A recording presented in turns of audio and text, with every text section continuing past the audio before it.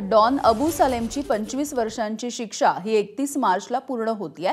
मुंबई हायकोर्टाने केंद्र आणि राज्य सरकारकडे या संदर्भात उत्तर मागितलंय।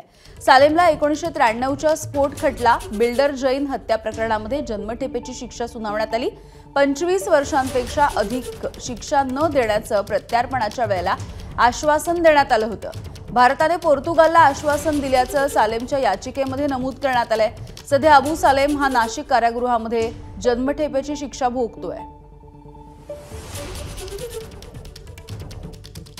तर शिक्षा पूर्ण झाली असेल तर सालेमला कधी सोडणार ते सांगा।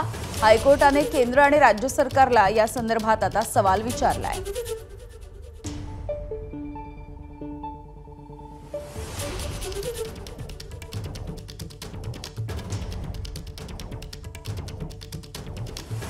तर 1993च्या बॉम्बस्फोटामधला सालेम हा आरोपी आहे आणि बिल्डर जैन हत्येच्या प्रकरणामध्ये सुद्धा त्याला जन्मठेपेची शिक्षा सुनावली गेली। 25 वर्षांपेक्षा अधिक काळ शिक्षा न देण्याचं प्रत्यार्पणाच्या वेळेलाच आश्वासन देण्यात आलेलं होतं आणि 25 वर्षांची शिक्षा ही 31 मार्चला पूर्ण होणार आहे। आणि या सगळ्या पार्श्वभूमीवरती आता मुंबई हायकोर्टाने केंद्र आणि राज्य सरकारला उत्तर मागितलंय। एबीपी माझा, उघडा डोळे बघा नीट।